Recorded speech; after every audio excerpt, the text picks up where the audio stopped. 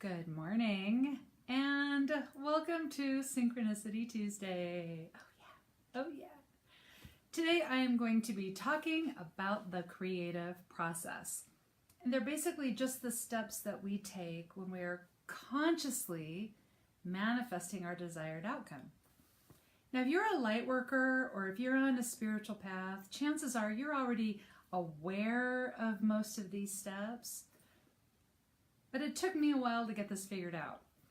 I wanted to take all the shortcuts and I basically abdicated responsibility. I wanted the universe to do all the work. Like I would have the brilliant idea, but then the universe had to make it all happen in the world, right? Now this is an idea that runs rampant through the New Age and spiritual communities, that if it's meant to be, the universe will do all the work and you will simply just step into this amazing life without having to put forth one little bit of effort. So I had went for many years where my dreams would not be realized. I would have like a minuscule version of that dream, but I never had any grand outcomes. I mean, I had grand ideas, but no grand outcomes. Now, I had a reality check back in the early 2000s when I decided I was going to put out a dream book. I was going to write this book on dreams. Then I would get my own radio show and talk about dreams. And I still to this day, I believe in the power of working with our dreams. And I believe that when we work with our dreams, our spiritual life and personal growth just kind of levels up. And so I had this belief back then, early 2000s, but I had little kids. And now as it happens at the time, I knew this other woman, sort of. We were just acquaintances. I knew of her. And she put out a dream book. And then she had her own radio show. And I was like, okay, why didn't that work out for me? And it turns out that she has a family too. She had little kids she had to take care of. And she was a single mom. I was not even a single mom. I mean, I have my husband carrying his load around here too. So, you know what I thought though when this happened? When I discovered that she wrote the book and she had the radio show, I was like, oh, the universe hates me and won't create this for me. So that's what I really had to get over, this idea that the universe does not do all the work for us. The universe works through us. It works through us, for us, as us. So synchronicity is always at work in our lives, and it is leading us always toward our desired outcome. It is like it's the GPS over this terrain where everything is a destination. I mean, if you look at a big map, everything on this map can be a destination, but only one of those locations will be your current desired outcome.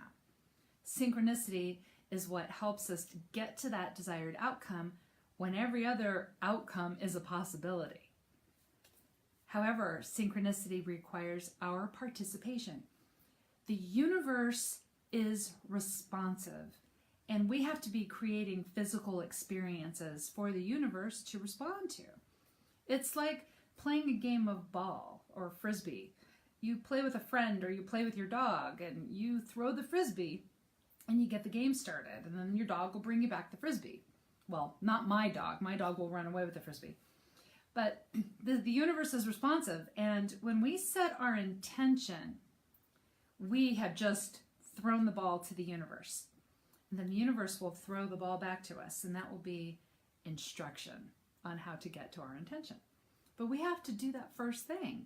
And when we get that first instruction from the universe, we actually have to act on that too to even get the next instruction. So we set an intention because we know what we want.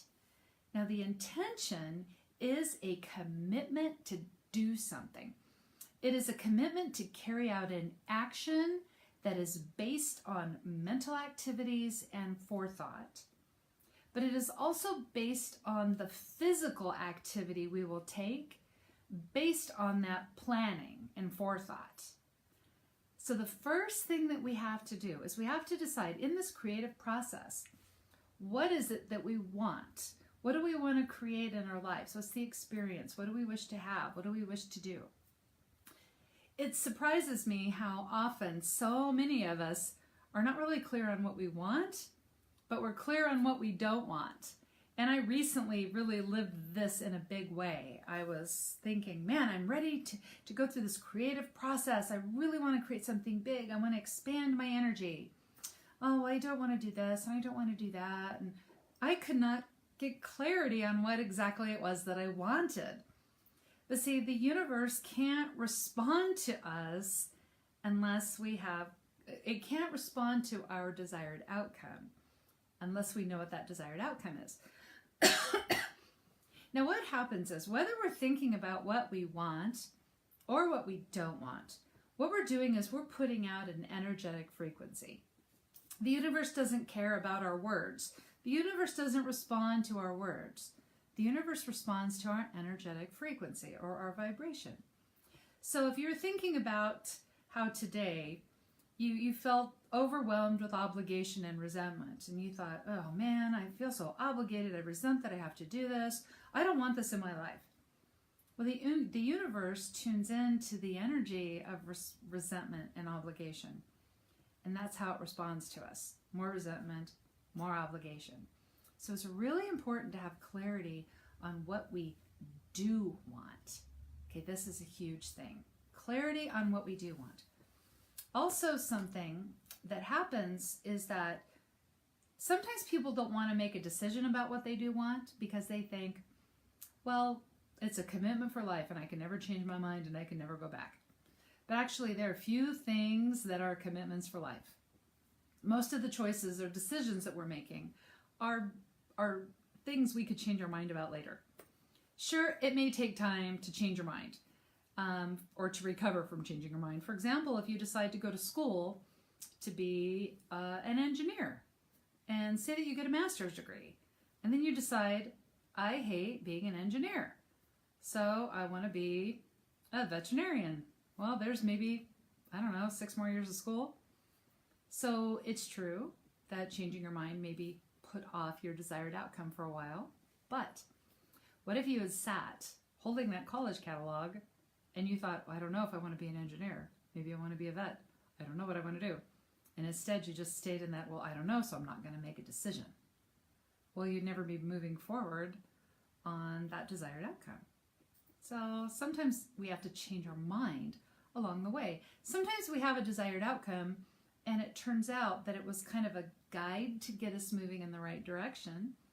And so we kind of alter course a little bit. All right? So it's okay to change your mind.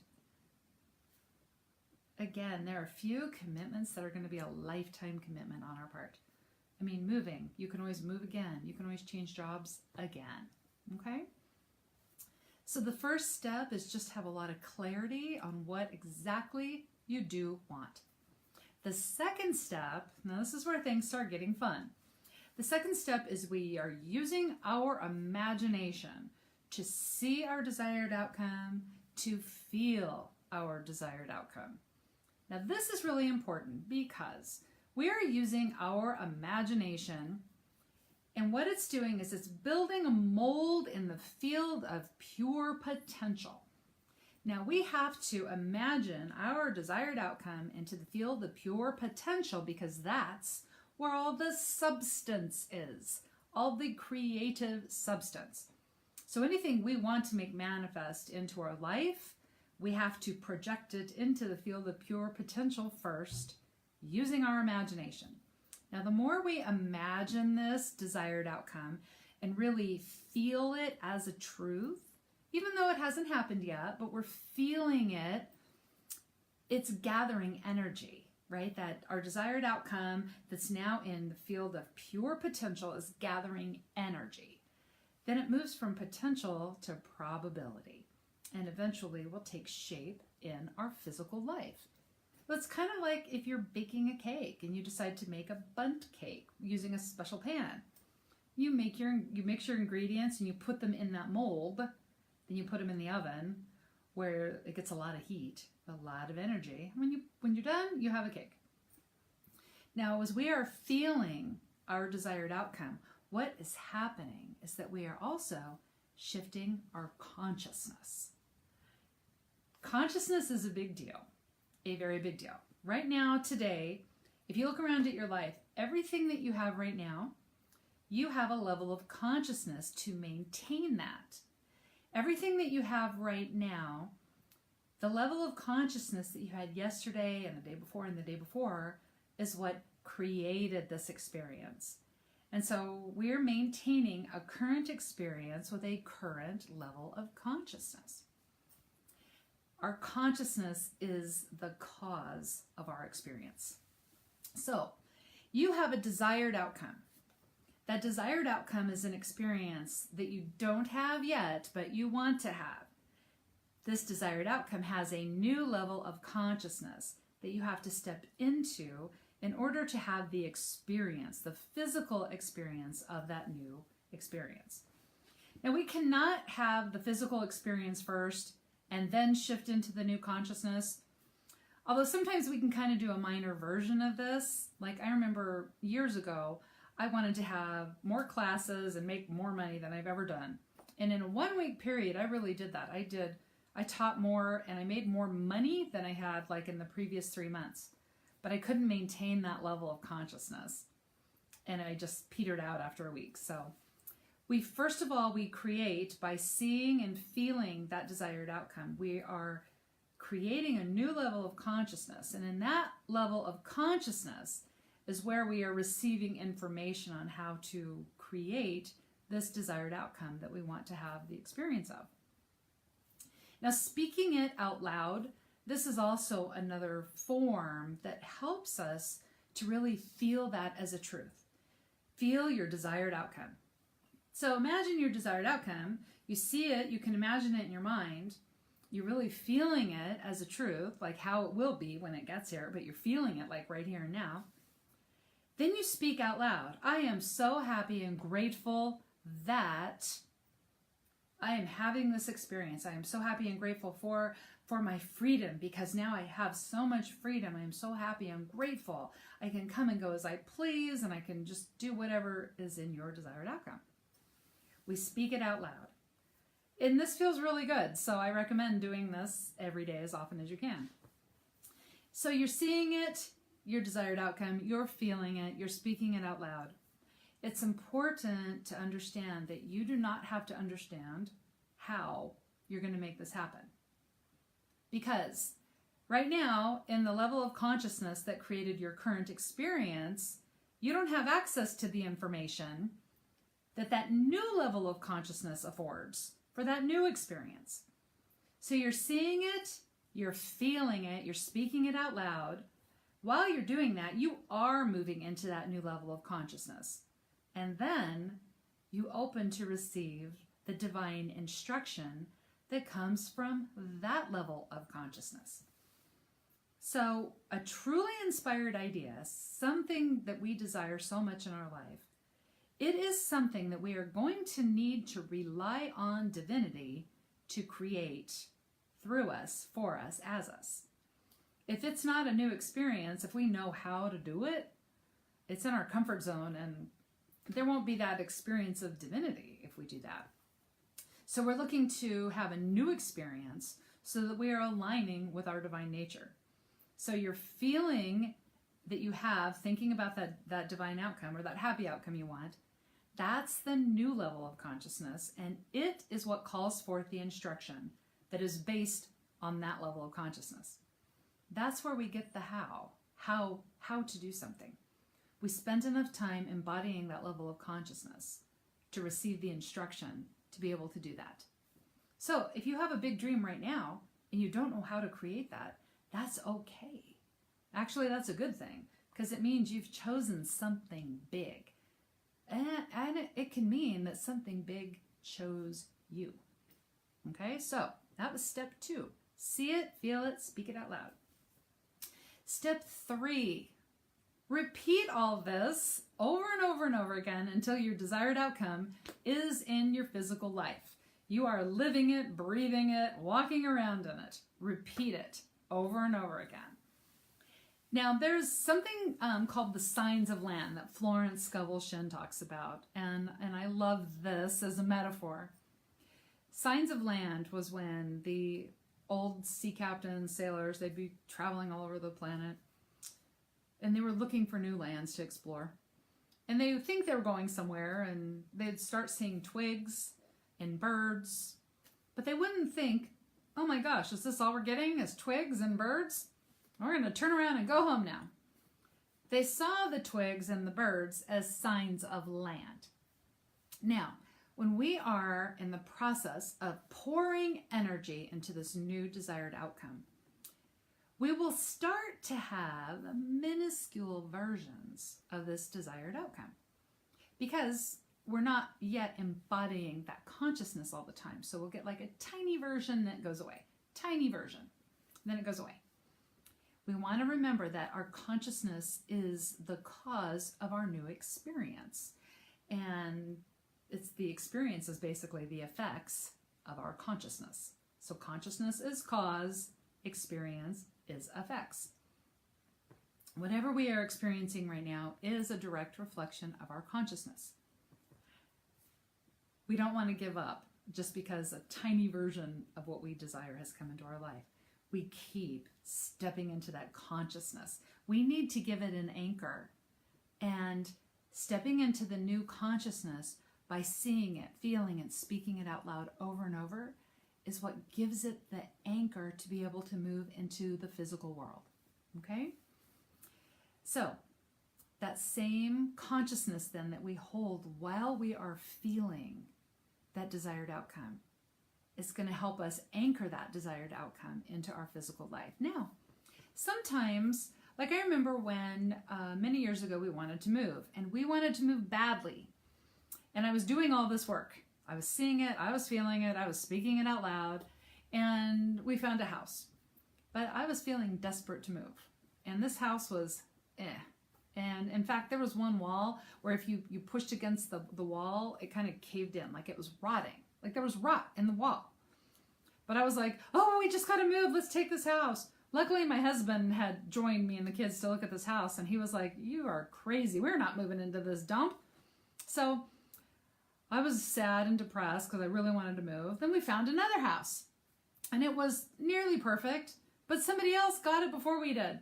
I was so sad. So what I did, because some things take time to manifest in our experience, what I did was I kept packing and preparing to move. And I took my kids out to the movies. We saw the new Iron Man 3 movie. We ate popcorn with interesting flavors. We spent a day shopping, and I got my mood up. I had to get back into that consciousness to allow my desired outcome to come into my life. Hi, Ellen. Hi, I see you. So I really think that this is what the definition of patience should be. The art of happily distracting yourself. Because we're pouring all this energy into our desired outcome. It's not going to happen instantly. And we might be disappointed when we kind of have a carrot dangled in our face for the 50th time. So we find other things to do that can fill us with joy and happiness, while we are also working to embody that consciousness that will draw in that new experience for us. Now, here is where people like to stop, and for two major reasons that I can see. The first reason has to do with our ego. Our ego actually serves a very good purpose for us.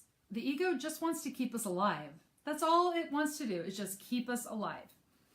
So, how it works when it's functioning correctly is, if you have a bad experience, the ego will project that bad experience onto a current experience that may be similar. For example, thousands of years ago, you had an ancestor who survived long enough to have a family.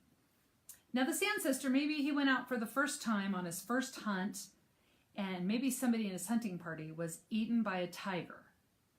So the next time he went out to go hunting, his ego, to protect him, projected that past experience of the person being eaten by the tiger, projected it onto the current experience. So when he went out to go hunting, he was hypervigilant. I could be eaten by a tiger. I have to watch for tigers. There are tigers everywhere. That's a properly functioning ego. So it works. It actually works for us. So we're not here to conquer the ego. We don't want to vanquish the ego or destroy the ego. We want to train the ego. Just train it. See, the ego, luckily, we're not being chased by tigers or bears or anything now, most of us. But however, new experiences still take us out of the comfort zone. And to the ego, being out of the comfort zone is where all the dangerous things happen. Like where somebody may make fun of us, where somebody may tell us we're stupid or we don't know what we're talking about, where somebody may say we don't deserve to be doing something. And we feel like a failure. The ego is trying to save us from that kind of failure. Okay, so to train our ego, what we want to do, one of the things that really helps to do this is to see our desired outcome, see it, feel it, speak it out loud. Say, I am so happy and grateful that I have this experience, that I have freedom and I can come and go as I want. I get to do all these things I love to do. Well, now the ego won't see it as something you're thinking about doing. It will see it as something you've already done. And so talking you out of it is kind of a moot point, because the ego believes you've done it. So now, instead of trying to alter your perception to scare you out of doing it, the ego will shift your perception to get it done quickly and efficiently. All right? So the ego goes from trying to scare you, if it believes it's a done deal, to actually helping you get it done more quickly and efficiently. And it shifts your focus then onto things that will help you do what you're going to do. Like if you think about seeing a hawk flying in the sky, and you think about this hawk, and then you go out, you're likely to spot the hawks flying around in the sky. I remember my daughter one time thought we should look for palm trees. And I never paid attention to palm trees when we drove around. And then all of a sudden, I'm seeing palm trees everywhere.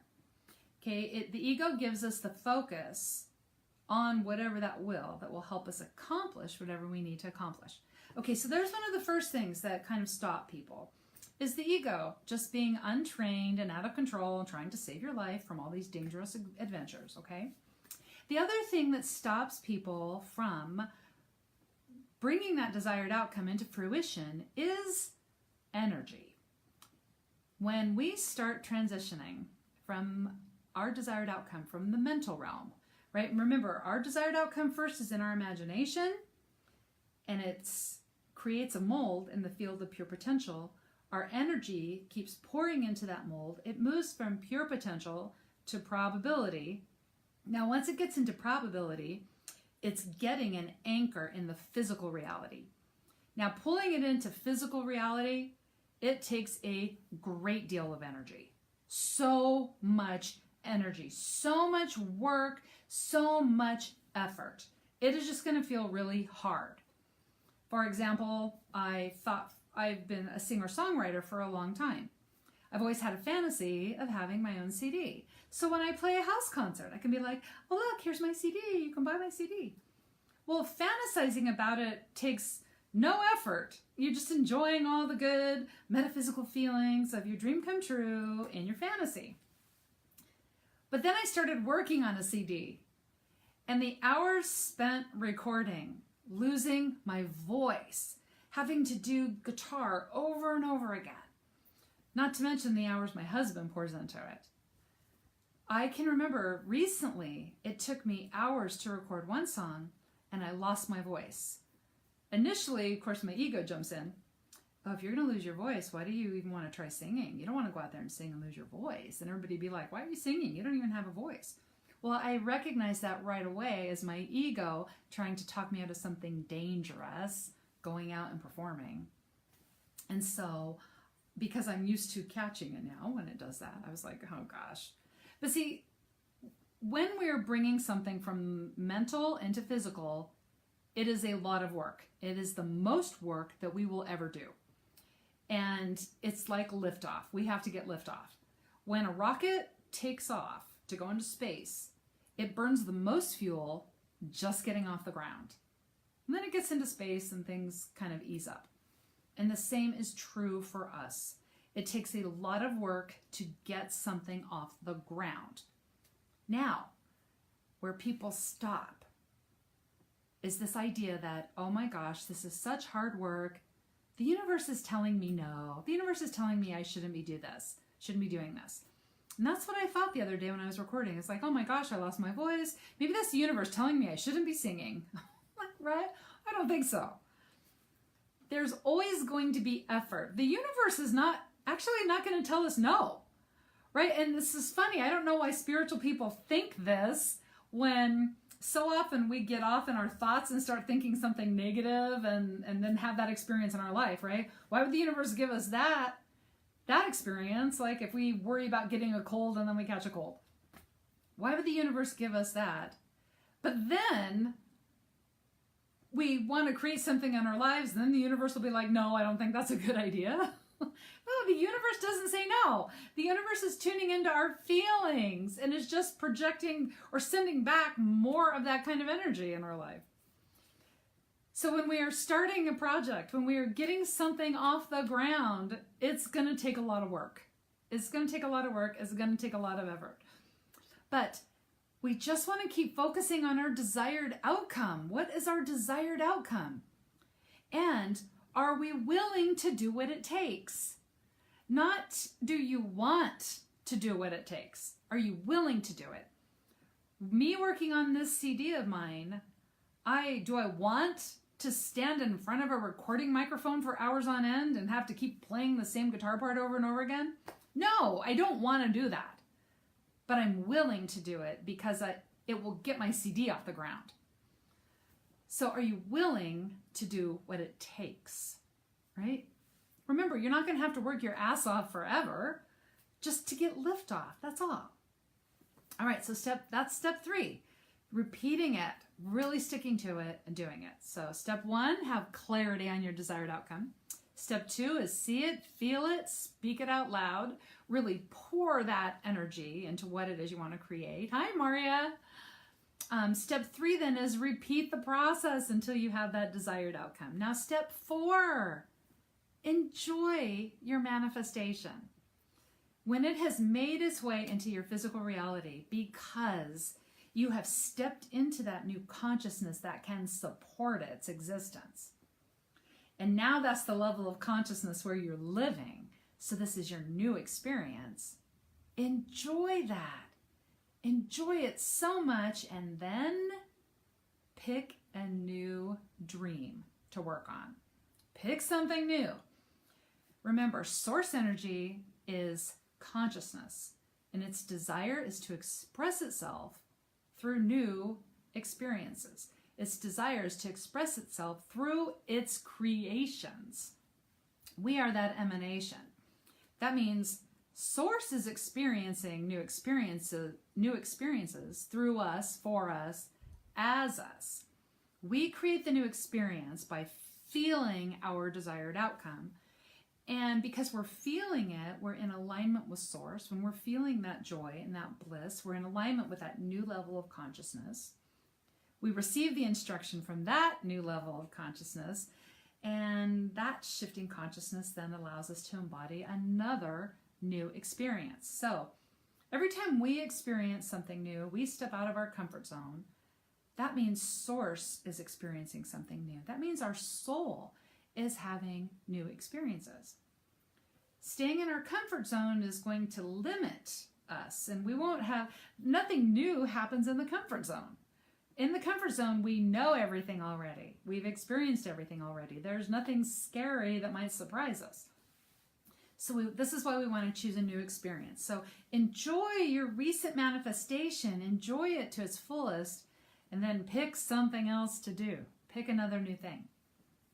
We experience growth and transformation by going through the process of creating new experiences in our lives. That's how we have transformation. You know, this idea of getting enlightened and going back to spirit and just being in spirit, I don't really agree with that. I believe that having new experiences is what excites our soul. When we're not in a physical body, our soul already knows all things. Our soul is already enlightened.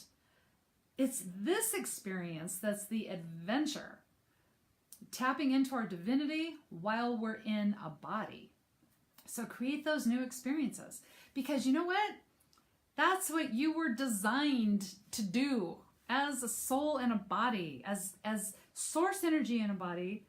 That is what you were designed to do, to create these new experiences. So I want to thank you so much for being here with me today. And I hope you have a wonderful afternoon. And think about that new desired outcome and create those new experiences. We all create these experiences together. So I love you guys. Thank you so much for watching. Have a great afternoon.